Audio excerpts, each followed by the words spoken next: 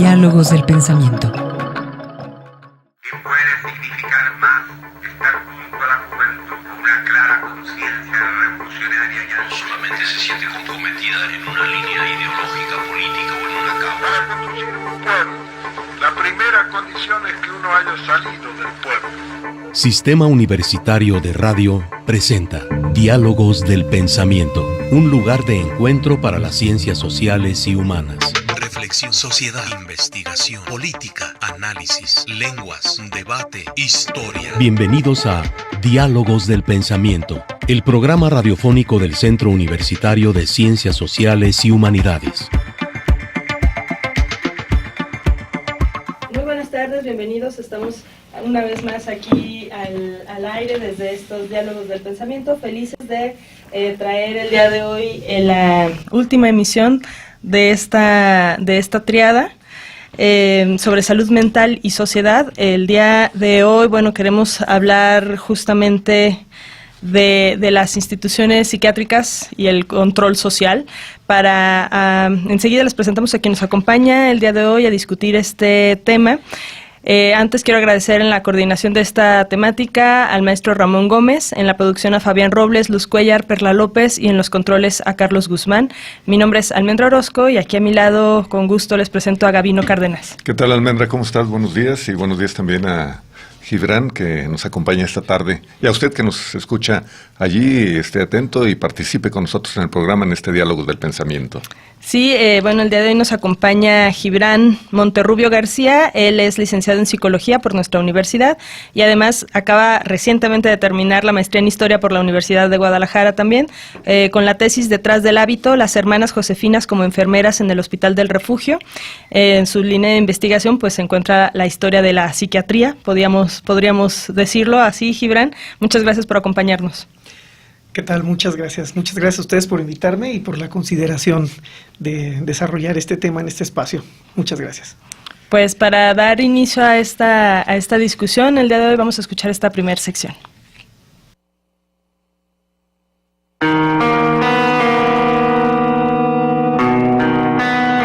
Ideograma. La idea de locura se ha relacionado con cuestiones como la manía, melancolía, demencia o el idiotismo. Pero aunque estas manifestaciones clínicas pudieran presentar componentes biológicos, no podríamos comprender el concepto de locura sin considerar los distintos significados sociales que se le han atribuido en diferentes culturas a lo largo del tiempo. Así, un loco ha sido considerado un hereje en tiempos de la Inquisición, un rebelde y un transgresor del orden público, o un enfermo mental debido a su lenguaje incoherente y desequilibrio que se expresan en desórdenes físicos del cuerpo.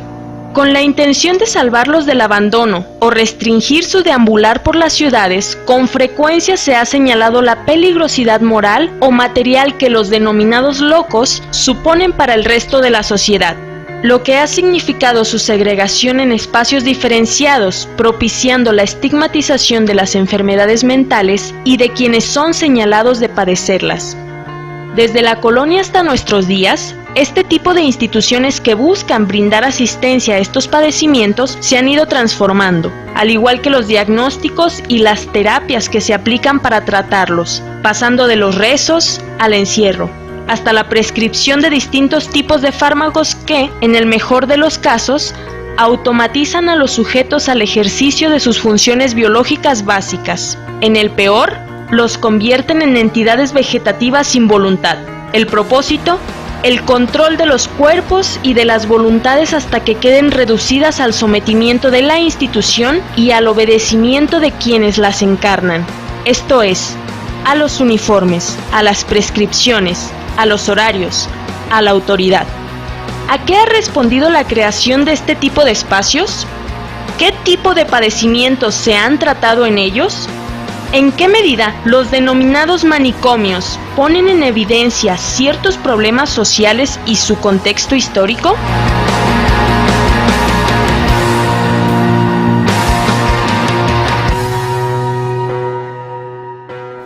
Bien, pues aquí tenemos este ideograma que nos introduce precisamente al tema de esta tarde.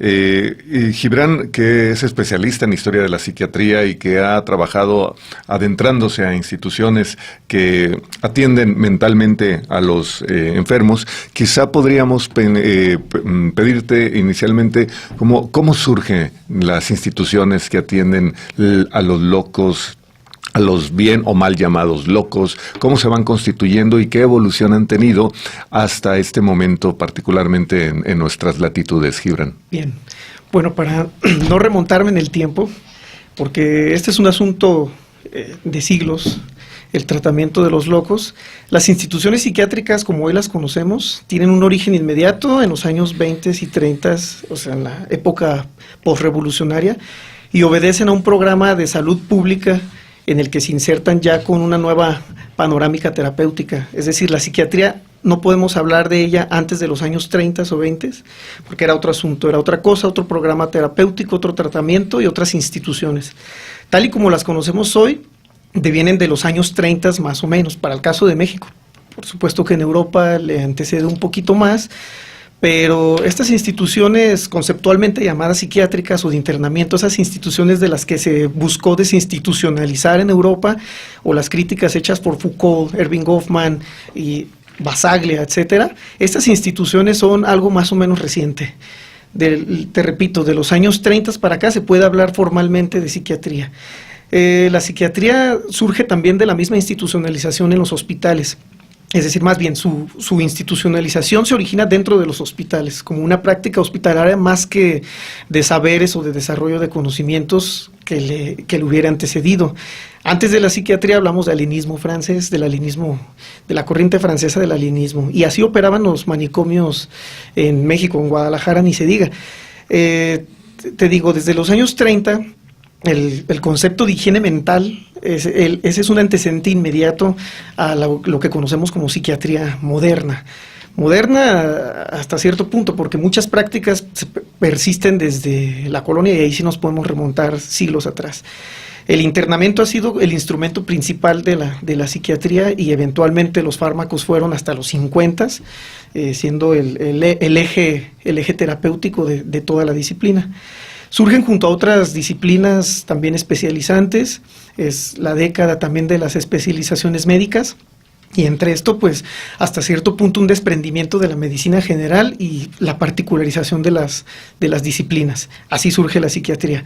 Aquí en Guadalajara tenemos hasta 1935 el primer sanatorio propiamente llamado psiquiátrico, que surge a través de la confluencia de monjas, psiquiatras, expulsados de un manicomio ya denominado casa de salud, porque el concepto de casa de salud también engloba ciertas prácticas y ciertos fenómenos sociales que ocurrían solamente bajo este paradigma. Bueno, de la psiquiatría podemos decir que este es el primer sanatorio psiquiátrico y sanatorio, incluso el prefijo ya nos devela ciertos intereses institucionales más allá del internamiento, en teoría, porque continúa las prácticas claustrales de internamiento. Después de los 30 se desarrollan saberes dentro de estos hospitales que servían más como laboratorios privados de los nuevos psiquiatras que como instrumentos de internamiento o dispositivos sanitarios de internamiento. A partir de esta década surgen las primeras conferencias en torno al tema sobre toxicomanía, psiquiatría, psicoanálisis y todos los prefijos psi que conocemos, que hoy conocemos muy abundantemente en el medio universitario. En los años 30 se empiezan a discutir, se importan los textos de Freud, se desarrollan ya nuevas ediciones de los textos freudianos. Se le da más énfasis a la medicina ideológica que a la neurológica hasta cierto punto. Es cuando también se desarrollan las primeras iniciativas de profesionalizar a la psicología. Entonces, de los 30 en adelante, como parte de los programas también de eugenesia que vivía el mundo occidental, pues México no es exento de este movimiento. Y existen iniciativas federales, estatales y particulares de higienizar a la población a través de estas instituciones en las que podían... Tal vez podrías explicarnos para la audiencia qué significa esto de eugenesia, ¿no? ¿En qué consistía? Bueno, la eugenesia como movimiento, porque lo vemos como un movimiento en los años 20, 30, que todos sabemos el caso de la Alemania nazi, que potencializa políticas eugenistas. Si te lo digo en una frase, pues buscar el mejoramiento de la raza o evitar que la raza degenere. Las teorías degeneracionistas todavía sobrevivían por los años 30. Estas teorías degeneracionistas pues buscaban evitar que la humanidad se corrompiera por los elementos atávicos que le perseguían, es decir, aquellos que se remontaban a los simios y pues prácticamente eso, el atavismo se buscaba, la eugenesia positiva y la negativa, pues buscaban unas prevenir y las otras erradicar. Entonces, estas políticas llegan a México y ahí en ese marco se desarrolla la psiquiatría institucional.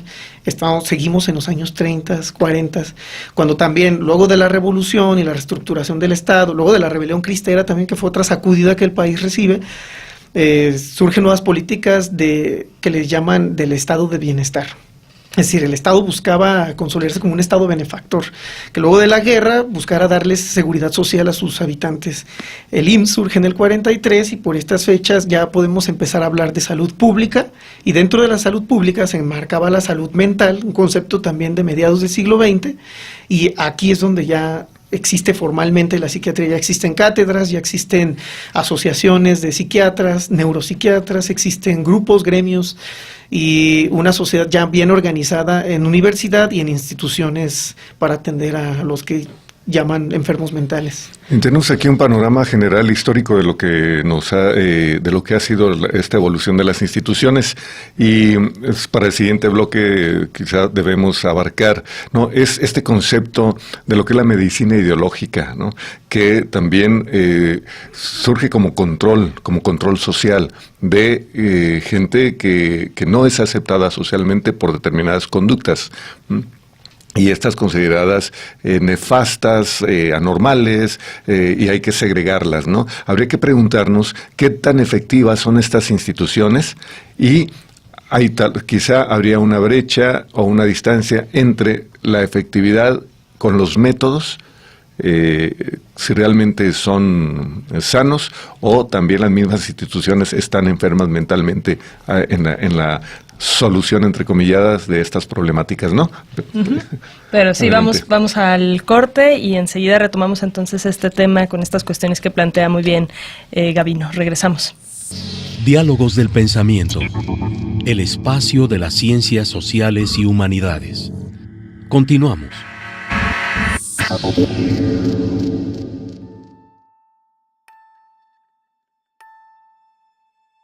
Parafraseando.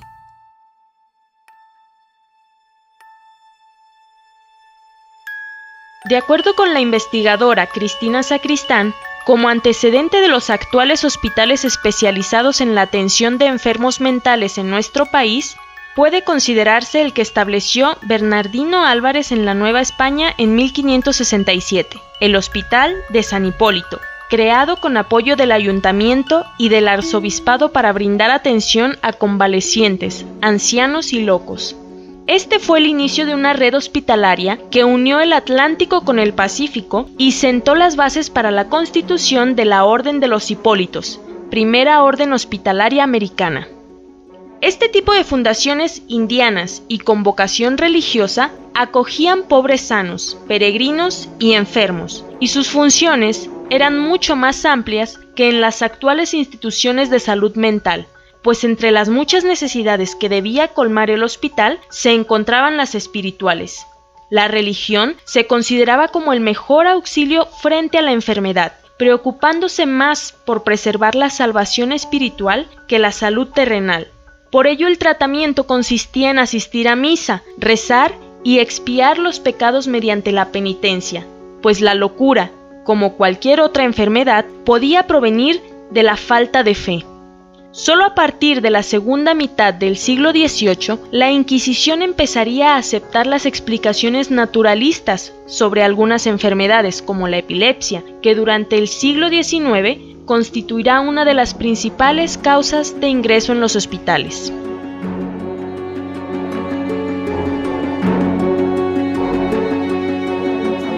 regreso dialogando el día de hoy con Gibran Monterrubio a propósito de orden psiquiátrico y control social. Les recordamos nuestros teléfonos que están abiertos para que se comuniquen, hagan sus preguntas y comentarios sobre el tema y se apunten por nuestro paquete de libros sobre ciencias sociales al 31 34 22 22, extensiones de la 12-801 a la 12-803. Y bueno, retomando un poco el tema, lo que mencionaba Gabino antes de salir al corte a propósito de qué tan efectivos han sido los métodos, ¿no?, que se han instaurado para tratar este tipo de enfermedades, y en relación con la cápsula que escuchábamos, pues también cómo han evolucionado los diagnósticos, ¿no?, a partir del avance científico. Pues, ¿qué nos puedes platicar al respecto, Gibran? Bueno, la efectividad es un tema muy discutible por muchas razones, y es que no podemos decir si algo es efectivo con algo que ni siquiera se sabe si existe o no. Más como un producto cultural que una manifestación biológica, la enfermedad mental compete más al orden social que al médico. Eso lo tienen también muy claro los psiquiatras, salvo que sean especializados en asuntos de neurología, que ese es otro rollo también que se separa de la psiquiatría. Pero la efectividad es algo muy, muy, muy discutible. En primer lugar, porque les repito, las enfermedades mentales no obedecen al paradigma anatomoclínico que se desarrolla a finales del siglo XIX, es decir, no se pueden localizar en alguna parte del cuerpo, salvo que se concentre en el encéfalo y se crea que en el cerebro, y sí, definitivamente, ¿no?, en el cerebro se localiza. Esto por un lado. La efectividad se mide a partir de los años 50, y te digo esto porque en los registros de los hospitales o de los sanatorios psiquiátricos que yo he trabajado, en los registros, al hacer la tablita de los diagnósticos, de los resultados o de los egresos de los internos, encuentro que las primeras altas por curación, o sea, ahí se podría decir que los médicos registran efectividad, ¿no?, que por fin se cura a alguien. Los primeros registros entran con los fármacos, cuando se liberan las supuestas cadenas del electroshock, que a pesar de ello continúa, pero a partir de la medicalización como propiamente dicha, es decir, la farmacoterapia como el nuevo paradigma que adquiere la psiquiatría, los médicos empiezan a registrar sus primeras altas por mejoría, porque los síntomas en teoría desaparecen, ¿no? Entonces llega la maravilla de la psiquiatría, que son los fármacos en los 50, y a partir de ahí vemos esos registros. Pero esto es algo muy subjetivo, porque ¿qué es mejoría y qué no? Estas instituciones, si bien sí sabemos que son dispositivos del Estado, muchos de ellos, especialmente los públicos, entonces los privados, ¿qué son? ¿Qué son las instituciones privadas? Si bien todos tenemos en mente muy claro tenemos clara la idea de Foucault sobre estos instrumentos de poder, ¿no? El biopoder, el poder sobre el cuerpo a través de las instituciones psiquiátricas, el control del cuerpo.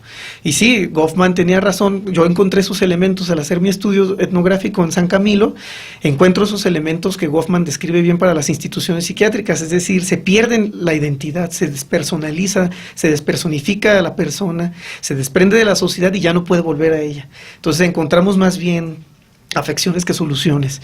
Pero yo creo que algo me gustaría destacar este elemento, y es que se le culpa siempre al Estado de represor o de desarrollar estos instrumentos de poder, ¿no? Y casi siempre se basan en la experiencia francesa, en Salpêtrière, porque ahí se retuvo a una cantidad importante de pobres, con que a todas las clases marginales eran retenidas en un espacio. En México yo no he encontrado, salvo en la Castañeda, poblaciones excesivamente grandes, y también aquí en el Zapote sobrepasan los límites, pero también hay un elemento que escapa a todas las discusiones muchas veces, y que lo han señalado no solo Sacristán, Andrés Ríos Molina. En México han señalado y han reiterado mucho este elemento, y es la familia. La familia también funge como un principal actor inmerso dentro de esta dinámica, porque es la familia la que demanda el internamiento. Muchas de las veces es la familia la que demanda, la que exige el internamiento, la que busca el internamiento. O sea, el agente nocivo, porque así se ha visto el enfermo como un agente nocivo, como un agente pues perjudicial o desagradable, además caro y costoso. Se cree que el Estado, pero los hospitales que el Estado funda realmente no tienen una población considerable con toda la que significa esta otra población de los que no están internados. Entonces, realmente la familia juega un papel igual de importante que el Estado, porque te reitero, la familia es la que demanda los servicios, la familia es la que llega y abandona ahí al interno y se fuga. El caso de los hospitales que yo he revisado es una constante muy, muy frecuente, que los familiares lleguen, falsifiquen nombres y se desaparezcan. Entonces, ¿qué nos dice eso? ¿Qué nos dice? Solamente el Estado no es partícipe de estas dinámicas sanitarias, si les puede decir así. También esta otra esfera de la sociedad forma parte del sistema, claro, y lo justifica y lo desarrolla. ¿Y cuáles son el tipo de cuestiones o de enfermedades que las familias querían, pues de cierta forma, ocultar y que no se les relacionara, ¿no?, con ellas? Porque también cualquier tipo de familia era la que pensaba en llevar a ingresar a sus familiares. Mira, ahí cabe lo que mencionabas hace rato sobre lo privado y lo público. Las instituciones privadas, que es en las que yo me he enfocado un poco más, claro, hago el contraste con lo público siempre, pero en las instituciones privadas sí, definitivamente las élites juegan un rol, desempeñan un rol importantísimo, porque las élites son las que fundan estos sanatorios, son los que financian el desarrollo de fármacos. De repente las élites se ven muy, muy inmersas en esto y por cuestiones de toda clase, ¿no?, de prestigio, porque hay familiares incómodos. Y precisamente en estos sanatorios psiquiátricos es muy común la presencia incluso hasta de extranjeros que vienen directamente, porque había un registro tanto para el lugar de procedencia como del lugar de nacimiento, de origen. Entonces el lugar de procedencia era el sitio inmediato de donde venían. Entonces ahí podemos encontrar que venían de todos los estados, casi menos de Guadalajara. Entonces se fundan aquí para gente de otro lado. ¿Y eso qué nos dice entonces? Que de otro lado, los de Guadalajara estaban en otro estado, ¿no? Por supuesto. Eso me sugería en su momento Alejandro Ramos, que posiblemente dice, no, pues es que las de aquí o los de aquí están allá, están ocultándose allá, ¿no? Porque vienen a ser guarderías para enfermos mentales los hospitales. Sobre la efectividad de los tratamientos, me preguntaban que cómo...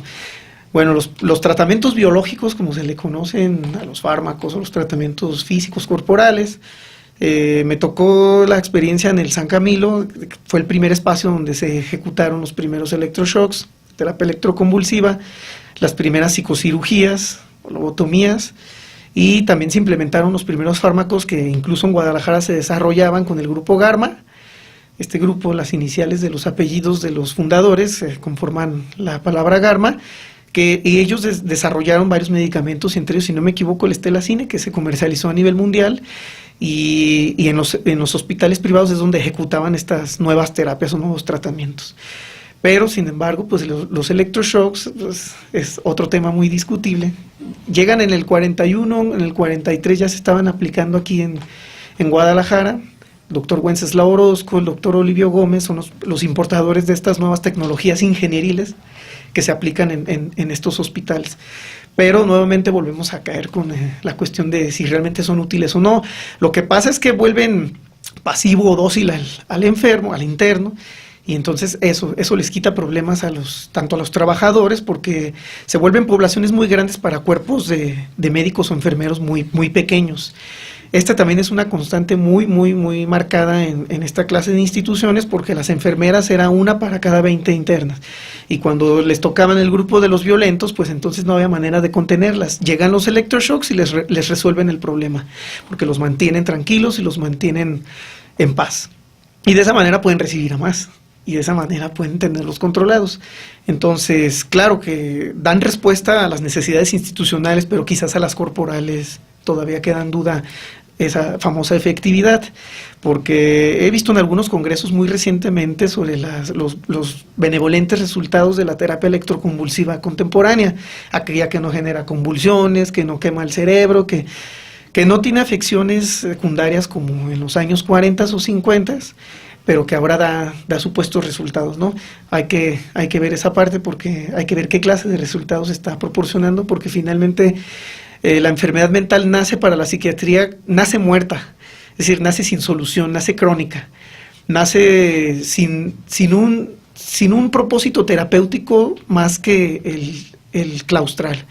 Es decir, los médicos de los 40 reconocen que el grupo de las esquizofrenias recién importado o muy tardíamente a México, a Guadalajara, basándome en el caso de Guadalajara, encuentran que esas enfermedades nacen sin cura o se conceptualizan sin cura. Entonces es una disciplina destinada al fracaso terapéutico. O sea, no se cree, o por lo general un loco no se reinserta a la sociedad, ¿no? Eso siempre se ha creído. Siempre se ha creído y no existe todavía un científico que surja a decir he encontrado una posible solución cuando es un asunto complejísimo. La enfermedad mental yo creo que sí existe, hasta cierto punto, ¿no? Hasta cierto punto existe cuando el orden orgánico es demasiado evidente y no se puede negar, pero también es hasta cierto punto social y muy, muy cargado de lo social, porque se define en términos sociales. Se trata en términos sociales más que en términos biológicos. Sí, de ahí que tenga sentido la pregunta que muchos se hacen. Si existe la enfermedad, es evidente. Es decir, hay conductas que reflejan quizá que algo condiciones. está... Sí. Condiciones más que enfermedades. Muy bien, condiciones, ¿no? Condiciones. Pero por otro lado, ¿es posible realmente curarse? Esa es la pregunta que... Tendremos que curar a la sociedad antes. ¿Verdad?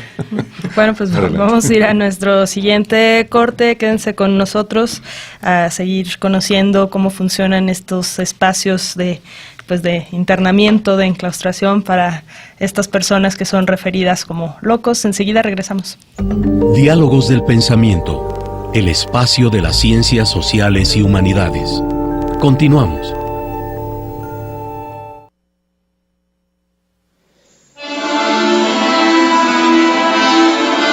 Parafraseando.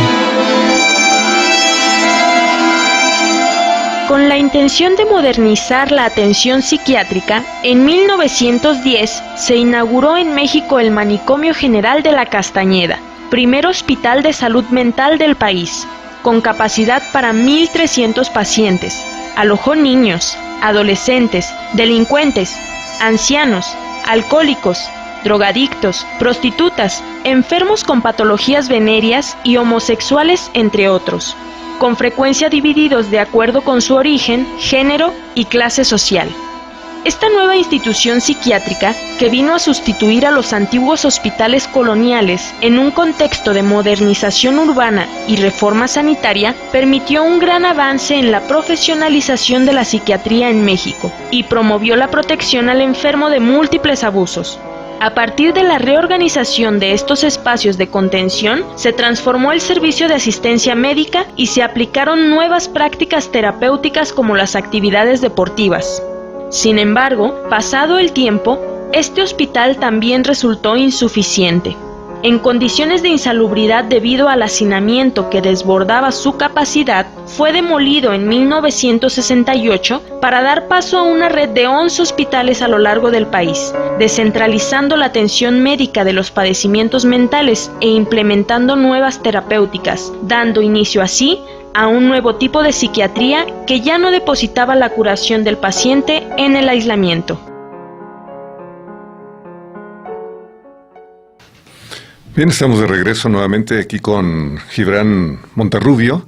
Me llamaba mucho la atención, Gibran, esto último que comentabas en el corte anterior, acerca de la docilidad, ¿no? Como una evidencia de sanación, de curación, y me lleva a pensar en que todo aquel ser humano que está transgrediendo las normas culturales, las normas sociales, por ende, en la historia de la humanidad ha sido segregado, ha sido marginado, principalmente ha sido sometido. Y entonces tiene que obedecer, tiene que respetar las normas, tiene que someterse al poder para considerarse una persona normal. Y entonces surge, por lo que has comentado, sí, los hospitales psiquiátricos, pero igual están las prisiones, igual la obediencia y el sometimiento al poder ocurre en la sociedad en general, pero también en claustros, ¿no? Por ejemplo, claustros de religiosas, de religiosos, en todo, es decir, es una expresión social. Este modo de enfrentar y de marginar al que es anormal, ¿no? En tus experiencias, ya mencionabas de lo difícil que puede decir o afirmarse si una persona está curada o no, pero en tu experiencia, ¿tú has detectado realmente mejorías y cómo se manifiesta esta mejoría en este contexto de sometimiento y obediencia? Sí. Mira, conviví cerca de 3 años con las internas del psiquiátrico que te mencionaba, y definitivamente las experiencias son muy diversas. Mira, yo me basé en un texto ya un poco viejo, que define estos conceptos que tú acabas de mencionar. Todas esas instituciones que tú mencionas, tanto el ejército, los conventos, los hospitales psiquiátricos, o por su traducción anglosajona, los hospitales mentales, los claustros y las prisiones, son lo que Erving Goffman llama las instituciones totales, y este concepto creo que lo conocen todos los que estudian el fenómeno de la psiquiatría, ¿no?, como fenómeno social. Este concepto las engloba a todas ellas, y sí, porque definitivamente obedecen a ciertos principios, a un régimen normativo que disciplina la vida de pies a cabeza, de día hasta la noche. Y por ello es que se llaman instituciones totales. Y sí, definitivamente comparten ciertos elementos. En primer lugar, que son marginaciones espaciales, socioespaciales de la sociedad. O sea, el convento es un encierro ante la sociedad para el recogimiento, aunque de manera voluntaria. La diferencia quizás ahí esté más definida entre una prisión donde se entra no del todo de manera voluntaria, aunque se asume que de manera consciente sí, y el psiquiátrico donde también se ingresa de manera involuntaria la mayoría de las veces. Hoy cada vez más vemos ingresos voluntarios a los hospitales psiquiátricos. Sí, eso por un lado, y sí comparten varios elementos. Ahora, dentro de este internamiento en instituciones totales, y volviendo a uno de los temas centrales, es cuando un paciente o interno, como le llamen, depende de la época, cuando alguien es internado en un hospital psiquiátrico, en un sanatorio, puede que caiga en un concepto que Goffman llama como colonización. O sea, si el paciente se coloniza, ya no puede salir más del hospital. Yo conocí el caso de una estudiante de medicina que entró por los años 60, 50, tiene cerca de 30 o 40 años ya viviendo en el sanatorio, pero ella ya no puede salir más. El médico dictaminó desde hace más de una década su mejoría, ¿no?, y su alta. Se había restablecido, había recuperado sus elementos vitales para poder vivir en la sociedad. Es decir, ya podía salir, pero ella ya no quería salir porque, según Goffman, ya había sido colonizada. Es decir, ya se había habituado tanto a la vida del hospital que ya no podía salir de ella. Entonces, se ha despersonificado, se ha desprendido de su identidad material porque ya dentro de un hospital no tienes pertenencias y no tienes muchas libertades que hay afuera, ¿no?, a las que se enfrenta cualquier ser humano en sociedad. Entonces, al desprenderse de todos estos elementos tan básicos en cualquier ser humano, ya no pueden regresar a la sociedad. Entonces, se recupera en teoría para los médicos, pero ha pasado tanto tiempo que ya no puede regresar allá, a donde se supone que se iba saliendo luego de recuperarse. Entonces, como de estos casos hay muchos. Hay otros donde ocurre al revés.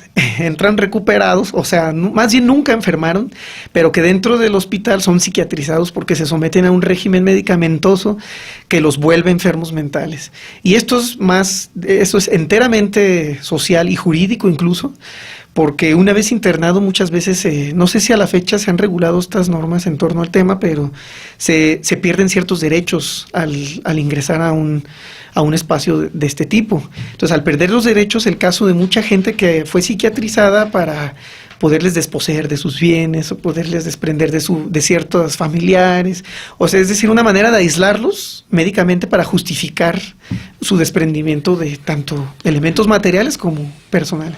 ¿Y cuál? Perdón, no, Almendra, adelante, por favor. No, yo me preguntaba, con base en lo que dices, ¿cuáles son los métodos de docilidad?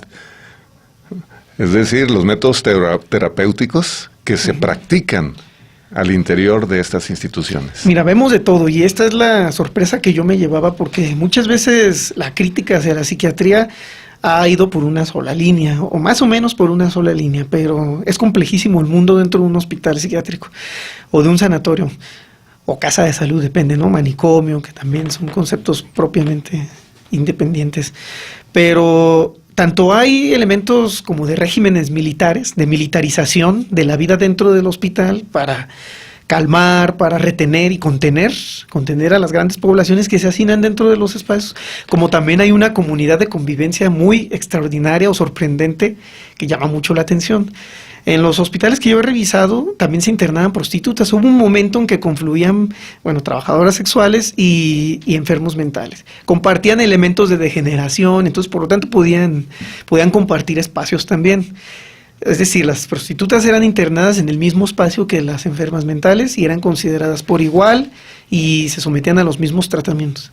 Pero había el caso de un grupo de trabajadoras sexuales que me llama mucho la atención porque entraban de manera voluntaria, pagaban una cuota y se sometían a un programa de educación para poder dejar de ser prostitutas y reinsertarse allá afuera en la sociedad. Entonces, no todo es retención, te digo, no todo es este tratamiento, pero finalmente, como la masa de enfermos mentales era muy difícil para los psiquiatras, quienes además no recibían fondos del Estado, porque algo que defienden en los historiadores de México es que durante el siglo XX la psiquiatría tuvo una desatención tan importante que no podían lograr gran cosa. Ahí que se haya cerrado el Hospital de Toxicómanos, el Hospital Federal de Toxicómanos, se desatendió la Castañeda, además que confluyó con la Revolución la Castañeda y pues no tenía una opción. O sea, el sistema se debilitó desde que se origina la nueva modernización de la psiquiatría. Entonces, esto también viene a reafirmar que es el elemento represor de las instituciones, porque desde el inicio se originan mal, se originan arcaicos y pues no pueden funcionar ni encontrar los objetivos que buscaba el sector médico. Entonces, estos tratamientos, como tú mencionas, como la docilidad, mantenerlos calmados, ese es el eje motor en todos los hospitales.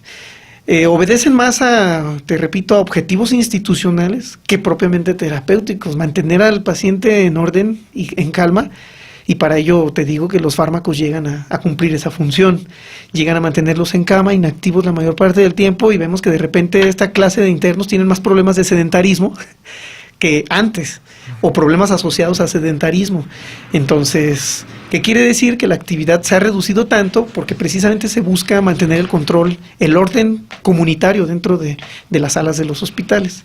Eso es la terapéutica, porque finalmente no hay otra solución más objetiva o desde los paradigmas científicos que responda a ello. Dentro de esta cuestión con la que abríamos este bloque de la transgresión presente dentro de los enfermos o considerados enfermos mentales, y ahorita que mencionabas a las prostitutas, preguntarte cuáles son los elementos de ingreso por lo general en relación con esta transgresión para hombres y para mujeres. Tanto hay solicitudes comunitarias del barrio, como hay de la policía, como hay de la familia y como hay de las mismas autoridades municipales. Depende del sistema en el que esté inserta la institución, es decir, si es estatal, si es federal, o si ha sido municipal, privada, son como llega el interno. Y esto también es bien importante porque es un medio muy heterogéneo o muy diverso. Es decir, no todas las instituciones son iguales, el mosaico de instituciones, platicábamos hace rato, es muy complejo, muy disperso y obedece a ciertos objetivos. Es decir, lo que se deriva de la Secretaría de Salud obedece a la salud pública, el IMSS a la seguridad social y lo privado pues también a otro sector de la población. Y eso determinaba cuáles eran las conductas que eran señaladas. Esto va para ingreso. Sí, sabemos que había enfermedades entre comillas, claro, propias de las mujeres. Uh-huh. Había enfermedades propias de la clase alta, había enfermedades propias de las clases marginales. Pues, por ejemplo, la prostitución, que era confundida muchas veces o diagnosticada como epilepsia, y algunos hospitales para epilépticos eran realmente hospitales para prostitutas. La histeria ni se diga, la histeria que por muchos años fue una condición casi inherente a las mujeres. Son enfermedades que además se supone que desaparecieron. Entonces, ¿cómo es que desaparece una enfermedad si ni siquiera se la ataca? Porque más bien son cuestiones sociales. Caso de ello, o una respuesta clarísima, son los famosos DSMs, que desde los 50 vienen produciéndose y reproduciéndose y reformándose. Este es Manual Diagnóstico para las Enfermedades Mentales, que en su 5ª edición no solo ha sufrido modificaciones importantes, porque lo que era una enfermedad en cierta época deja de serlo. La homosexualidad es un caso. La homosexualidad por mucho tiempo fue considerada una enfermedad mental, pero hasta que los mismos colectivos se organizan y defienden que no es una enfermedad, se elimina. Entonces, una enfermedad desaparece si la sociedad así lo decide. Entonces, es por ello que es una cuestión muchísimo más de orden cultural. Estos manuales pues han ido creciendo en volumen, lo que quiere decir que cada vez hay más enfermedades mentales y pues eso definitivamente redunda en que cada vez hay más aspectos de la vida que se psiquiatrizan. Es una especie de medicalización, como Foucault señala, esos elementos que antes no pertenecían a la medicina, pero que la medicina los apropia. Es exactamente lo mismo, pero para el caso particular de la psiquiatría. Es una psiquiatrización de la vida, porque elementos que antes no competían a la psiquiatría ahora competen. Entonces las instituciones ya han abierto sus puertas y salen más allá los médicos, más allá de los hospitales. Ya no es necesario incluso el internamiento, por políticas públicas de orden global, como también por políticas sociales que define la misma sociedad. Bien, pues con esto vamos a nuestro último corte, a ver si de regreso nos dice cuáles son estas enfermedades mentales que están nuevas para poner atención a ellas. Regresamos. Diálogos del Pensamiento, el programa radiofónico del Centro Universitario de Ciencias Sociales y Humanidades. Regresamos. Pues para dirigirnos hacia las conclusiones, bueno, gracias a todos los que se comunicaron, por ejemplo, Carlos Ramírez, que saluda al programa y felicita al invitado, dice que es muy interesante lo que está planteando. Y bueno, preguntarte, Gibran, con esto que nos hacías referencia antes de salir al último corte del aumento de los manuales de lo que determinan que es o no una enfermedad mental, pues ¿cómo se encuentran actualmente las instituciones psiquiátricas que tenemos hoy día? Bien, pues esta amplitud de la cobertura de la psiquiatría, es decir, eso que abarca cada vez más esferas de la vida que antes no correspondían a la psiquiatría y que ahora están dentro de sus marcos de tratamiento, nos da una respuesta clarísima del crecimiento, ¿no? Del crecimiento de la institución, Se ha ampliado tanto que, como te digo, las instituciones espacialmente psiquiátricas, es decir, los hospitales, los sanatorios, etcétera, han ido decreciendo en su prestigio. Sabemos que hubo movimientos de antipsiquiatría que buscaron cerrar hospitales. En México hubo intentos de esa desinstitucionalización, no se logró, pero finalmente, y en el caso de Jalisco, se reforma la psiquiatría y nace lo que es el Hospital Psiquiátrico de Jalisco como sucesor de la Granja de Recuperación para Enfermos Mentales, como parte de estas reformas. Entonces, el espacio comienza a perder cierto prestigio ante la sociedad, pero la psiquiatría, en su afán de subsistencia, como cualquier otro organismo, disciplina, etcétera, amplía sus fronteras, y prueba de ello es este manual, ¿no? Prueba de ello es el manual que ahora es muy común escuchar a la gente decir que la psiquiatría ya no solo es para locos, que cualquiera podemos ir con un psiquiatra o con un psicólogo y que no necesariamente debemos estar locos para poder acudir a un tratamiento. Y esto quiere decir que ya cualquiera tiene la posibilidad, o cualquiera podría ir, sin llegar a ser loco. Antes no. Antes estas instituciones eran claramente para todos esos elementos muy bien diferenciados dentro de una familia o muy bien diferenciados dentro de una sociedad, o por los agentes de justicia. Entonces, hoy cualquier persona puede acudir al psiquiatra sin necesidad de internarse. Y esto es que sigue ampliándose la cobertura. Andrés Ríos Molina mencionaba que los psiquiatras salen de los hospitales para buscar dentro de la sociedad programas de mayor alcance. Y sí, este objetivo no se ha perdido, porque finalmente los psiquiatras buscan su incidencia sobre la población, más allá de la población netamente enferma, sino la población en general. El peso ya no está en el internamiento. No, de hecho, poco a poco todas las políticas apuntan hacia una reducción de la temporalidad de internamientos, y esto no es nada nuevo. Tenemos ya décadas con políticas, se supone, de esa clase. Las estancias breves para eso se inauguran, para evitar su enclaustración permanente o crónica, como le llamen, y finalmente se busca reinsertar en la sociedad, aunque estas políticas también son viejas. La Granja de Recuperación para Enfermos Mentales, que funda Wenceslao Orozco, o más bien la preside al inicio en el 56-7. Aquí en Guadalajara. En Jalisco, sí, para cubrir la región occidente, porque también alcanzaba ciertos estados colindantes. Surge precisamente para eso, para que sea un lugar de camino para los enfermos y que salgan regenerados, en teoría, o con habilidades sociales de trabajo, y por ello las faenas agrícolas a las que se sometían, para que pudieran salir y enfrentarse a la sociedad y sobrevivir. Entonces, esas políticas de reducir el internamiento ya tienen sus décadas. pero finalmente todas caen a lo mismo. Me preguntabas hace ratito que qué métodos persisten o qué métodos. Pues el clásico es las prácticas claustrales, es decir, internar, aislar, y esa práctica es la que incluso define en gran medida la etiqueta de la psiquiatría. O sea, la psiquiatría muchas veces se define por los hospitales más allá de los saberes, más allá de toda la investigación que la antecede, sino que un distintivo propio, un emblema de la psiquiatría han sido los hospitales. Dentro de estas prácticas, las que subsisten definitivamente son los fármacos, y esto también es algo relativamente nuevo. O sea, los tratamientos de antes de los 50 a los de después de los 50 sí tienen una distancia importantísima, pero los proyectos nuevamente caen a lo mismo. O sea, ¿qué te dice a ti el hecho de que la Granja de Recuperación para Enfermos Mentales nuevamente haya redefinido su programa y se haya refundado como hospital psiquiátrico? O sea, nuevamente cayó a la hospitalización como el método primordial del programa. Porque además es otro problema, que es un hospital y que no es un hospital. Hoy, un hospital como tal, propiamente dicho, un hospital psiquiátrico, obedece a cierto programa y a ciertas normas oficiales a las cuales debe de cubrir. Entonces, como urgencias, un sistema más complejo, pero finalmente caemos a lo mismo. Pues, híjole, nos quedan todavía muchísimas preguntas, pero no mucho tiempo. Entonces, desgraciadamente, vamos a tener que dar pues fin a la discusión el día de hoy de este interesante tema. Muchísimas gracias, Gibran, por habernos acompañado el día de hoy. Para entregar nuestro paquete de libros sobre ciencias sociales, te pido que me digas un número del 1 al 19, a ver quién se lo lleva. 13.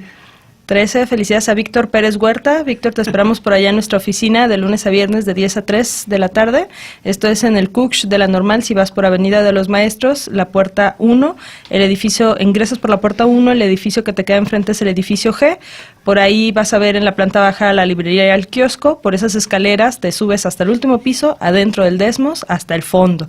Ya sé que está complicadísimo, busca la información en nuestro Facebook para encontrarnos e ir a escoger tus libros. Pues el día de hoy damos por concluida esta triada.